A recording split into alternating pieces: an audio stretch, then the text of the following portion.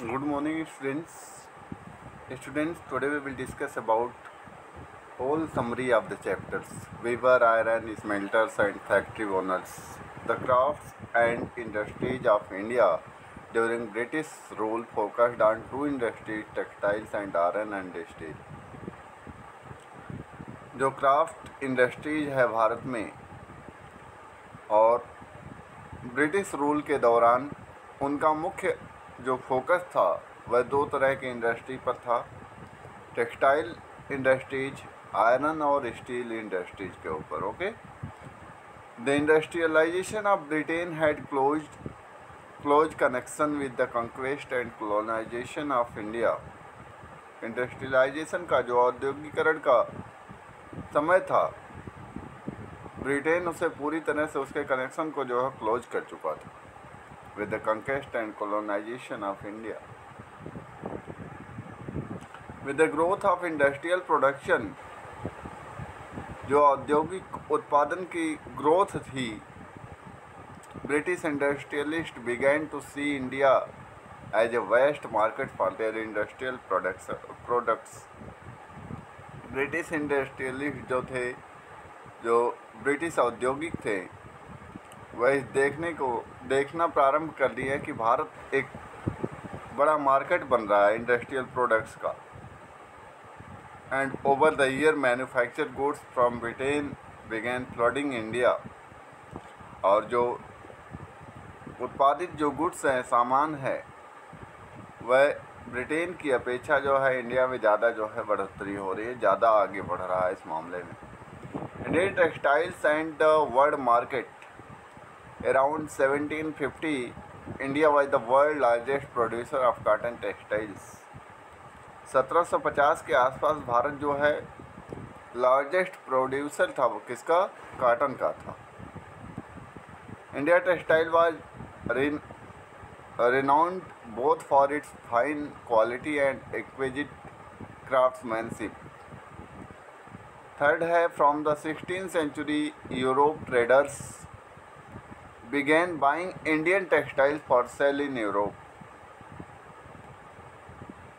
16वीं शताब्दी में जो यूरोपियन ट्रेडर थे, वो टेक्सटाइल को जो है बाइंग करने लगे, ख़रीदने लगे फॉर सेल इन यूरोप में बेचने के लिए। वर्ड्स टेल अस हिस्ट्रीज, शब्द हमें जो है इतिहास के बारे में बताते हैं। Indian textiles were famous in western market and under different western market under different names such as muslin and calico derived from Calicut. जो भारतीय टेक्सटाइल थी वह काफ़ी प्रसिद्ध थी वेस्टर्न मार्केट्स में, under different western markets under different names.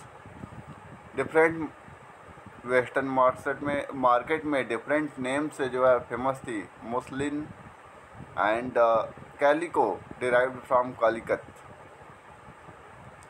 Printed cotton cloths called chintz derived from चिंत and bandana derived from bandhna और tie and dye were the precious order in bulk.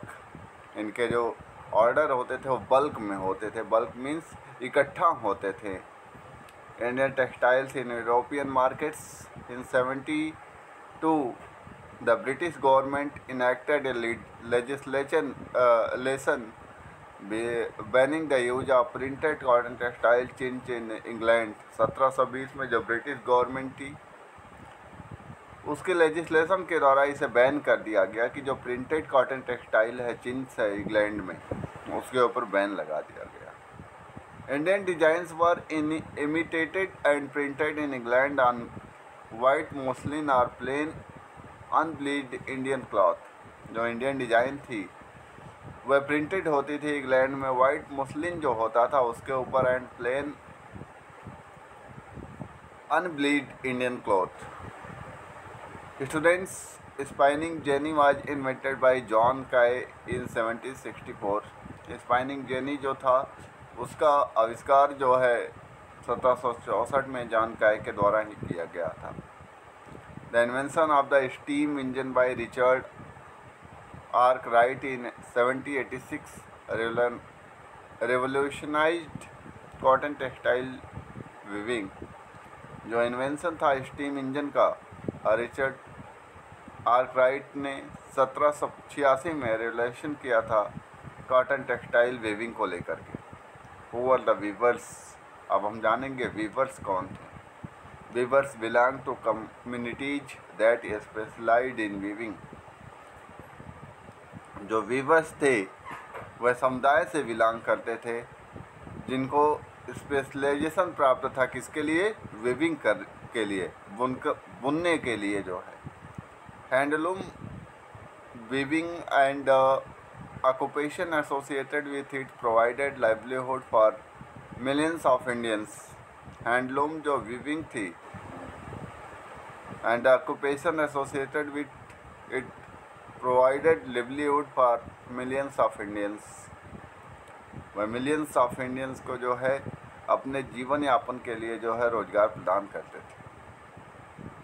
Decline of Indian textiles. The development of cotton industries in Britain affected textile producers in India in many ways. जो development था cotton industries का Britain में, वह पूरी तरह से उसका जो प्रोड्यूसर था भारत में बहुत तरीके से अफेक्टेड हुआ था। By the beginning of the 19th century, 19वीं शताब्दी के प्रारंभ में English made cotton textile successfully ousted Indian goods from their traditional market in Africa, America and Europe. 19वीं शताब्दी के प्रारंभ में इंग्लिश जो थे, अंग्रेजी जो थे, कॉटन को जो है, कॉटन टेक्सटाइल को जो है सक्सेसफुली जो है बनाए थे, सफलतापूर्वक उसे जो है इस्टेब्लिश किए थे। Indian goods from their traditional market in Africa, और भारतीय जो सामान्य होती थी वह ट्रेडिशनल जो परंपरागत बाज़ार होती थी अफ्रीका, अमेरिका और यूरोप में, वहाँ पर जो है उसे बेचते थे। English and European companies stopped buying Indian goods. English और यूरोपियन कंपनी जो है बाद में आगे चलकर भारतीय सामान को खरीदना बंद कर दे।